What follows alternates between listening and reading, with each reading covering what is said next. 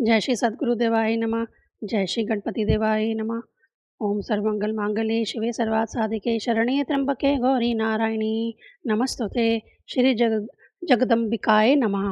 ओम ऐं ह्रीं क्लीं चामुंडाय विच्चे। श्रीमद्देवी भागवत महापुराण पूर्वाद प्रथम स्कंदः अथ प्रथमो अध्याय।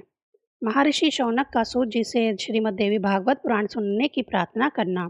जो सर्वचेतना स्वरूप आदि शक्ति तथा ब्रह्म विद्या स्वरूपाणी भगवती जगदम्बा है, उनका हम ध्यान करते हैं, वह हमारी बुद्धि को प्रेरणा प्रदान करें। शौनक बोले, हे पुरुषों में श्रेष्ठ तथा भाग्यवान सूत जी, आप धन्य हैं, क्योंकि संसार में अत्यंत दुर्लभ पुराण संहिताओं का आपने भली भांति अध्ययन किया है। हे पुण्यात्मक, हे मानद, आपने कृष्ण द्वैपायन व्यास रचित 18 पुराणों का सम्यक अध्ययन किया है, जो पंच लक्षणों से युक्त तथा गूढ़ रहस्यों से संबंधित है, और जिनका अपने सत्यवती पुत्र व्यास जी से ज्ञान प्राप्त किया है।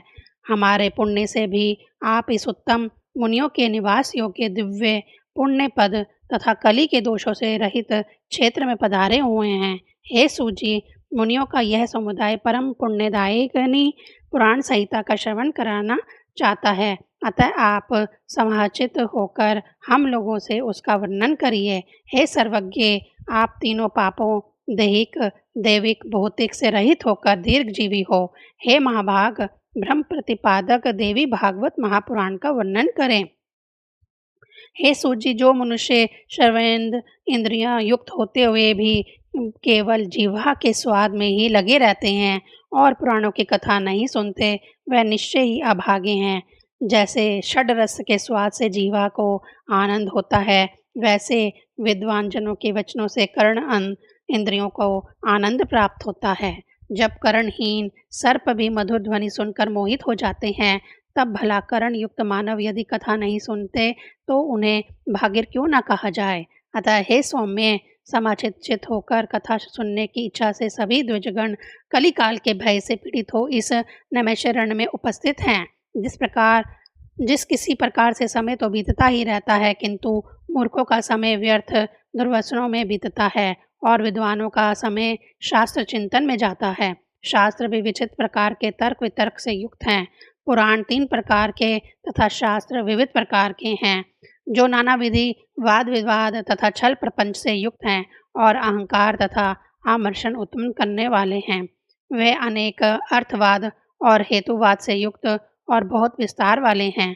उन शास्त्रों में वेदांत शास्त्र सात्विक, ममीसा, राजस तथा न्याय शास्त्र तामस कहा गया है, क्योंकि वह हेतुवाद से परिपूर्ण है। इसी प्रकार हे सौम्य, आपके द्वारा कहे गए पुराण कथा भेद से 3 गुणों वाले तथा 5 लक्षणों से संबंधित है। आपने ये भी बतलाया है कि उन पुराणों में यह श्रीमद्देवी भागवत पुराण पांचवा पुराण है, पवित्र है, वेद के समान है और सभी लक्षणों से युक्त है। उस समय आपने प्रसंगवंश अत्यंत अद्भुत मुमुक्षु जनों के लिए मुक्तिप्रद मनोरथ पूर्ण करने वाले, धर्म में रुचि उत्पन्न करने वाले जिस पुराण को संक्षेप में कहा था, उस उत्तम पुराण को विस्तार पूर्वक कहिए। उस दिव्य तथा कल्याणमयी श्रीमद्देवी भागवत पुराण को हम सभी द्विजगण आदर पूर्वक सुनने की इच्छा रखते हैं।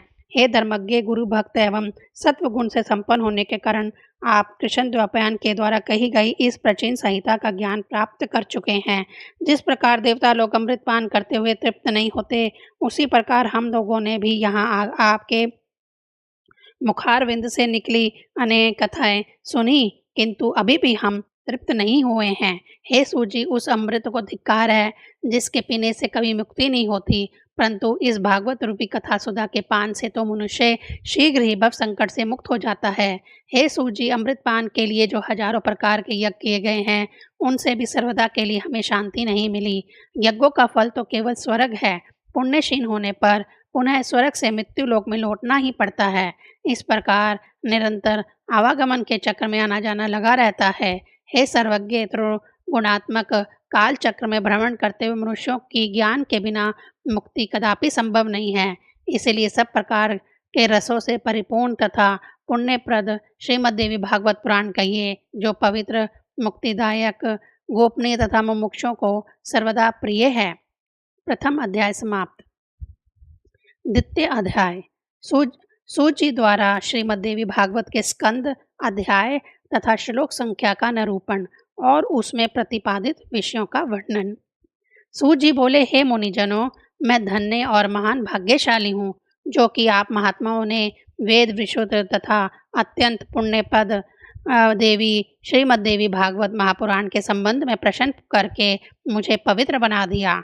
इसलिए मैं सभी वेदों के तात्पर्य से युक्त सभी शास्त्रों और आगमों के रहस्य रूप सर्वोत्तम श्रीमद् देवी भागवत पुराण को आप लोगों से कहता हूँ। हे द्विजगण, ब्रह्मा विष्णु महेश से सेवित स्तुति प्रयाण मुनिजनों ने सतत ध्यान करने योग्य तथा योगियों को मुक्ति देने वाले भगवती के सुंदर एवं कोमल चरण कमलों को प्रणाम करके मैं अब उस उत्तम पुराण का भक्तिपूर्वक विस्तार से वर्णन करूंगा, जो सभी रसों से युक्त, शोभा संपन्न, सभी रसों का निधान एवं श्रीमद् देवी भागवत के नाम से प्रसिद्ध है। वैदिक मार्ग अनुसार जिसे विद्या कहते हैं, जो सर्वदा आदि शक्ति की कही जाती हैं, जिन्हें योगी लोग पराशक्ति भी कहते हैं, जो सर्वज्ञ भव बंधन काटने में निपुण हैं तथा जो सबके हृदय देश में विराजती रहती हैं, और दुरात्मा प्राणी जिन्हें नहीं जान सकते मुनियों के ध्यान करने पर जो शीघ्र प्रत्यक्ष दर्शन देती हैं, वह भगवती सर्वदा सिद्धिदायिनी बनी रहे, जो सत असत रूप इस उस जगत की सृष्टि करके अपनी त्रिगुणात्मक सत्वरजतम शक्ति द्वारा उसका पालन करती तथा परलयांत में उसका संहार करके अकेली स्वयं लीला रमण करती हैं। उन समस्त विश्व की जननी भगवती का मैं मन ही मन रमण स्मरण करता हूँ। यह संसार में प्रसिद्ध है कि ब्रह्मा ही इस संपूर्ण जगत के सृष्टा हैं। साथ ही सभी वेदज्ञ तथा पुराण वक्ता भी यही कहते हैं। उनका यह भी कथन है कि भगवान विष्णु के नाभि कमल से ही उन ब्रह्मा की उत्पत्ति हुई है, जो स्वतंत्र नहीं है, अपितु विष्णु की प्रेरणा से ही वे संसार की सृष्टि करते हैं। जब कल्पांत में सर्वत्र जलमय हो जाता है, तब केवल विशेष शैया पर भगवान विष्णु शयन करते हैं और उन्हीं की नाभि कमल से ब्रह्मा का आविर्भाव होता है। इसी प्रकार जब सहस्र वर्ण वाले शेष ही विष्णु के आधार हैं, तो फिर उन मुरारी को भी सर्वाधार भगवान कैसे कहा जाए। प्रलयकालीन समुद्र का जल भी तो रस रूप ही है और बिना पात्र रस कहीं ठहर नहीं सकता।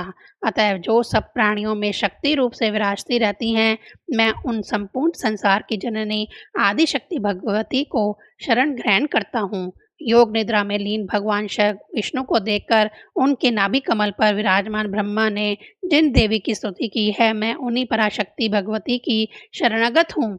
हे मुनिजन, उन्हीं निर्गुण तथा सगुण रूप वाली तथा मुक्तिदायिनी योग माया का ध्यान करके मैं यहाँ संपूर्ण देवी भागवत पुराण कह रहा हूँ। आप लोग सुनिए। यह श्रीमद् देवी भागवत पुराण नामक अत्यंत पुराण ये बहुत ही पवित्र एवं उत्तम है। इसमें 18,000 सुंदर श्लोक हैं। कृष्ण द्वैपायन द्वारा विरचित यह श्रीमद् देवी भागवत पुराण में कल्याणकारी 12 स्कंद तथा कुल 318 अध्याय बताए गए हैं। उनमें प्रथम स्कंद में 20 अध्याय, द्वितीय में 12, तृतीय में 30 और चतुर्थ में 25 अध्याय हैं। पंचम स्कंद में 35 अध्याय, षष्टम में 31, सप्तम में 40, अष्टम में तत्व संख्या के बराबर अर्थात 24, नवम में 50 और दशम स्कंद में 13 अध्याय मुनि व्यास जी ने कहे हैं। इसी प्रकार हे मुनिगण, एकादश स्कंद में 24 और द्वादश स्कंद में 14 अध्याय बतलाए गए हैं। इस प्रकार महात्मा व्यास जी ने इस महापुराण में अध्यायों की संख्या बताई है। इसमें श्लोकों की संख्या 18,000 कही गई है। सर्ग, प्रतिसर्ग, वंश वर्णन, मनवंतर तथा वंश अनुचरित, इस प्रकार पुराणों के ये 5 लक्षण हैं। जो कल्याणमयी भगवती नित्या निर्गुणा व्यापक रूप से सृष्टि में स्थित रहने वाली विकार रहित योग गम्य सबकी आधार रूपा तथा तुरीय अवस्था में प्रतिष्ठित है, उन्हीं की सात्विक, राजसी और तामसिक शक्तियाँ महासरस्वती, महालक्ष्मी तथा महाकाली नामक देवियों के रूप में प्रकट होती है। उन्हीं 3 शक्तियों का सृष्टि के लिए शरीर धारण करना ही शास्त्र के विद्वानों के द्वारा सर्ग कहा गया है। तदंतर जगत के सर्जन, पालन तथा संहार के लिए ब्रह्मा, विष्णु और महेश की उत्पत्ति कही गई है और उसे ही प्रतिसर्ग बताया गया है। चंद्रवंशी, सूर्यवंशी राजाओं के वंश वर्णन तथा हिरण्यकश्यप तथा आदि दैत्यों के वंश कथन का वंश कहा गया है। इसी प्रकार स्वयंभू आदि 14 मनुओं का वर्णन एवं उनके समय विभाग मनवंतर कहलाते हैं। उन मनुओं के वंश का क्रमशः वर्णन करना वंश अनुचरित कहा गया है। हे मुनिवरों, इस प्रकार सभी पुराण उपयुक्त 5 लक्षणों से युक्त होते हैं। 1.25 लाख श्लोकों का महाभारत नामक ग्रंथ भी व्यास जी ने ही रचा है। यह इतिहास कहलाता है, जो वेद सम्मत होने के कारण 5वां वेद कहा गया है। शौनक जी बोले, हे सूत जी, वे पुराण कौन कौन से हैं और कितने हैं? हम लोगों को सुनने की उत्कंठ इच्छा है और आप सर्वज्ञ हैं, अतः विस्तार से बतलाइए। कलिकाल से भवित हम ब्राह्मण नैमिषारण्य रण में ही रहते हैं। ब्रह्मा जी ने मनोमय चक्र हमें देकर यह आदेश दिया था कि इसी चक्र के पीछे पीछे आप लोग जाएं। जहाँ इस चक्र की नेमी क्षीण हो जाए वह देश परम पवित्र कहा गया है। वहाँ कभी कलयुग का प्रवेश नहीं होगा। आप लोग वहाँ तब तक रहें जब तक पुनः सतयुग न आ जाए। उनका यह वचन सुनकर तथा उनकी बातों को हृदय में रखकर हम लोग सब देशों के दर्शनार्थ उस मनोमय चक्र के पीछे पीछे तत्काल चल दिए। चलते चलते इसी स्थान पर पहुंचकर इस चक्र की नेमी हम लोगों के देखते देखते क्षीण हो गई। तभी से यह स्थान परम पवित्र नैमिषारण्य क्षेत्र के नाम से प्रसिद्ध हुआ। यहाँ कभी कली का प्रवेश नहीं होता, इसीलिए मैंने अनेक ऋषि मुनियों, सिद्धगणों एवं कली से भयभीत महात्माओं के साथ यहाँ अपना निवास बना लिया है। हम लोगों ने यहाँ पर चरु पुंडराक्ष आदि द्वारा अनेक पशुवध वहीन यज्ञ किए हैं। जब तक सतयुग न आ जाए तब तक हम लोगों को यहीं रहने का दृढ़ निश्चय है। हे सूत जी, आप निश्चित रूप से हम लोगों के सौभाग्य से यहाँ आ पहुँचे हैं, इसलिए आप इस ब्रह्म सम्मत पावन पुराण की कथा कहिए। हे सूत जी, हम लोगों को सुनने की उत्कट इच्छा है और आप जैसे बुद्धिमान वक्ता भी प्राप्त हैं। हम लोग भी अपना सभी कार्य त्याग कर चित्त एकाग्र करके यहाँ स्थित हैं। अतः हे सूत जी, आप चिरंजीवी हों तथा तीनों प्रकार के तापों दैहिक दैविक भौतिक से मुक्त रहकर अब हम लोगों को परम पवित्र तथा कल्याणमयी श्रीमद् देवी भागवत कथा सुनाइए, जिससे धर्म अर्थ और काम की विधिवत वर्णन किया गया है। महर्षि व्यास जी ने बताया है कि इसके द्वारा ज्ञान प्राप्त करके पुनः उससे मुक्ति मिलती है। हे सूत जी, महर्षि वेद व्यास जी ने जिस पवित्र पुराण को कहा है उसके मनोहर तथा कथा चरित्रों को सुनने से हमारी कभी तृप्ति नहीं होती है। सभी गुणों का एकमात्र स्थान परम पवित्र समस्त संसार की जननी भगवती के लीला नाटक के समान विचित्र सभी पाप समूह का नाश करने वाले तथा सब प्रकार की अभिलाषों को पूर्ण करने वाले तथा भगवती के नाम से संबंधित श्रीमद् देवी भागवत पुराण को प्रकट कीजिए। द्वितीय अध्याय समाप्त। तीसरा अध्याय। सूत जी बोले, द्वितीय अध्याय। सूत जी द्वारा पुराणों के नाम तथा उनकी श्लोक संख्या का कथन। उप पुराणों तथा प्रत्येक द्वापर युग के व्यासों के नाम। सूत जी बोले, हे मुनीश्वर वेद सत्यव्रती सूत वेद व्यास जी से मैंने जिस प्रकार तत्वपूरक पुराणों को सुना है उसे मैं आप लोगों से कहता हूँ, सुनिए। उनमें 2 माँ वाले मत्स्य पुराण, मार्कंडेय पुराण, 2 भा वाले भविष्य पुराण तथा भागवत, 3 ब्रा वाले ब्रह्मांड और ब्रह्मवर्त पुराण, 4 वा वाले वामन, विष्णु, वायु और वराह पुराण, आ वाला अग्नि पुराण, ना वाला नारद पुराण, पा वाला पद्म पुराण, लिंग वाला लिंग पुराण, गा वाला गरुड़ पुराण, कू वाला कूर्मन पुराण, स्का वाला स्कंद पुराण। ये पृथक पृथक 18 पुराण हैं। उनमें आदि के मत्स्य पुराण में 14,000, अत्यंत अद्भुत मार्कंडेय पुराण में 9,000 तथा भविष्य पुराण में 14,500 श्लोक संख्या तत्वदर्शी मुनियों ने बतलाई है। पवित्र भागवत पुराण में 18,000 और ब्रह्म पुराण में 10,000 श्लोक हैं। ब्रह्मांड पुराण में 12,100 तथा ब्रह्मवैवर्त पुराण में 18,000 श्लोक हैं।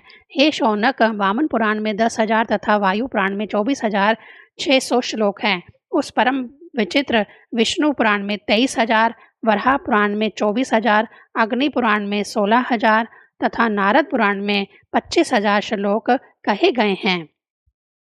विशाल पद्म पुराण में 55,000 और लिंग पुराण में 11,000 श्लोक हैं। इसी प्रकार साक्षात भगवान के द्वारा कहे हुए गरुड़ पुराण में 19,000 तथा कुर्मन पुराण में 17,000 श्लोक हैं। परम विचित्र स्कंद पुराण में 81,000 श्लोक कहे गए हैं। हे पाप रहित मुनियों, इस प्रकार मैंने पुराणों तथा उनके श्लोकों की संख्या विस्तार पूर्वक बता दी। हे मुनीश्वरों, अब उप पुराणों की संख्या सुनिए। उनमें सर्वप्रथम उप पुराण सनत कुमार है। तत्पश्चात नरसिंह, नारदीय, शिव, दुर्वासा, कपिल, मनु, कुशाना, वरुण, कालिका, साम, नंदी, सौर, पराशर, आदित्य, महेश्वर, भागवत तथा 18वां वशिष्ठ। ये सब उप पुराण महात्माओं के द्वारा बतलाए गए हैं। सत्यवत नये वेद व्यास जी ने 18 पुराणों की रचना करने के बाद उन्हीं विषयों से विस्तार पूर्वक उस अतुलनीय महाभारत का प्रयाण किया। प्रत्येक द्वापर युग में भगवान वेद व्यास जी ही धर्म रक्षार्थ पुराणों की यथाविधि रचना करते रहते हैं। जब जब द्वापर युग आता है तब तब साक्षात भगवान विष्णु ही व्यास जी के रूप में अवतीर्ण होकर सर्वलोकार्थ वेद के अनेकों भेद उपभेद करते हैं। विशेषकर कलयुग में ब्राह्मणों को अल्पायु एवं अल्प बुद्धि जानकर वे युग युग में पवित्र पुराण संहिताओं का निर्माण करते हैं। स्त्रियों, शूद्रों तथा भ्रष्ट द्विजातियों को वेद श्रवण का अधिकार नहीं है, इसीलिए उनके कल्याण के लिए व्यास जी ने पुराणों की रचना की है। हे श्रेष्ठ मुनिगण, इस व्यवस्था नामक शुभ 7वें मनवंतर के 28वें द्वापर युग में परम धर्मनिष्ठ सत्यव्रती पुत्र मेरे गुरु श्री व्यास जी हुए और 29वें द्वापर में द्रोणी नामक के व्यास होंगे। इनके पूर्व भी 27 व्यास हो चुके हैं, जिन्होंने प्रत्येक युग में अनेक पुराण संहिताएं रची हैं। ऋषियों ने कहा, हे महाभाग सूत जी, अब आप पूर्व काल में प्रत्येक द्वापर युग में अवतीर्ण हुए पुराण वक्ता व्यासों की कथा कहिए। सूत जी बोले, सृष्टि के बाद सर्वप्रथम द्वापर युग में स्वयं ब्रह्मा जी ने ही व्यास के रूप में प्रकट होकर वेदों का विभाजन किया। दूसरे द्वापर में प्रजापति व्यास बने, तीसरे द्वापर में शुक्राचार्य, चौथे द्वापर में बृहस्पति, 5वें में सूर्य तथा 6ठे में यमराज ही साक्षात व्यास बने थे। 7वें द्वापर में इंद्र, 8वें में विशिष्ट मुनि, 9वें में सारस्वत और 10वें द्वापर में त्रिधामा जी व्यास हुए। 11वें में त्रिवृष, 12वें में भारद्वाज मुनि, 13वें में अंतरिक्ष और 14वें द्वापर में धर्मराज स्वयं व्यास बने। 15वें द्वापर में त्रिणारुणी, 16वें में धनंजय, 17वें में मेधातिथि तथा 18वें द्वापर में व्रति मुनि व्यास हुए। 19वें अत्रि, 20वें में गौतम और 21वें द्वापर में हिरयात्मक उत्तम नामक व्यास कहे गए हैं। 22वें में वृषभावेन, 23वें में अमुष्यान सोम, 24वें में तृणबिंदु तथा 25वें द्वापर में भार्गव व्यास हुए। 26वें में शक्ति, 27वें में जतुकर्ण्य तथा 28वें द्वापर में कृष्ण द्वापायन जी व्यास हुए। इस प्रकार 28 व्यासों के नाम जैसे मैंने सुना था वैसे बतला दिया। इन्हीं कृष्ण द्वापायन व्यास जी के द्वारा कहे गए श्रीमद् देवी भागवत पुराण को मैंने सुना था, जो पुण्यपद, सब प्रकार के दुखों का नाश करने वाला, सब प्रकार के मनोरथ पूर्ण करने वाला, मोक्षदाता, वैदिक भावों से ओतप्रोत तथा सभी आगमों के रस से परिपूर्ण, अत्यंत मनोहर एवं मुमुक्षुजनों का सदा प्रिय लगने वाला है। जिस अत्यंत पवित्र पुराण को रचकर व्यास जी ने अरण्य के गर्भ से उत्पन्न विद्वान महात्मा एवं विरक्त अपने पुत्र शुकदेव जी को पढ़ाया था। हे मुनिवृंद, उसी रहस्यमय महापुराण श्रीमद् देवी भागवत को मैंने भी करुणा सागर अपने गुरु व्यास जी के मुख से संपूर्ण रूप से यथार्थ सुना और उनकी कृपा से उसे हृदय गमन कर लिया है। जिस समय आयोनिज एवं अपूर्व बुद्धिमान अपने पुत्र शुकदेव जी के प्रश्न करने पर व्यास जी ने रस से युक्त इस पुराण को सुनाया, उस समय मैं भी एक साधारण श्रोता के रूप में इस महान प्रभाव वाले श्रीमद् देवी भागवत पुराण को सुन लिया। हे श्री सर्वश्रेष्ठ मुनिजन, श्रीमद् देवी भागवत रूपी इस कल्प वृक्ष के फल के स्वाद के प्रति आदर बुद्धि रखने वाले तथा अपार संसार सागर से पार पाने के लिए श्री शुकदेव जी ने अनेक प्रकार की सुंदर एवं रसमयी कथाओं से पूर्ण जिस अद्भुत महापुराण को विधिवत अपने कर्णपुट से प्रेम पूर्वक सुना है, उसे श्रवण करके भी जो कलिकाल के भय से मुक्त ना हुआ, भला ऐसा प्राणी इस भूतल पर कौन होगा। वैदिक धर्म से रहित तथा निष्कृष्ट विचार रखने वाला बड़े से बड़ा पापी मनुष्य भी यदि किसी बहाने इस उत्तम श्रीमद् देवी भागवत पुराण का श्रवण कर लेता है, तो वह भी निश्चय ही समस्त संसारिक सुखों को भोग कर अंत में योगी जनों के द्वारा प्राप्त करने योग्य भगवती के नाम से चिन्हित मनोरम तथा अचल पद को प्राप्त कर लेता है। जो प्राणी इस श्रीमद् देवी भागवत पुराण को प्रतिदिन प्रेम से सुनता है, उसके हृदय रूपी गुह में विष्णु शिव आदि देवताओं के लिए भी दुर्लभ सर्वश्रेष्ठ विद्या रूपाणी सज्जनों को एकमात्र प्रिया गुणातीता एवं समाधि द्वारा जानने योग्य वे भगवती निवास करने लगती है। अतः सर्वांग सुंदर इस मानव तन को पाकर संसार सागर के आघात सलिल के से पार होने के लिए जलयान के समान परम सुखदायी श्रीमद् देवी भागवत पुराण एवं उनके वक्ता को प्राप्त करके भी जो मूर्ख इसका श्रवण नहीं करता, वह विधाता के द्वारा वंचित ही कहा जाएगा। इस दुर्लभ मनुष्य देह में दोनों कानों को प्राप्त करके भी जो मनुष्य संसारिक मनुष्य केवल दूसरों के दुर्गुणों को ही सुना करता है, वह अधम मंद बुद्धि चारों उत्तम पदार्थों के देने वाले तथा सब रसों से परिपूर्ण इस निर्मल पुराण को भूतल पर क्यों नहीं सुनता। तीसरा अध्याय समाप्त। ओम ऐं ह्रीं क्लीं चामुंडाय विच्चे।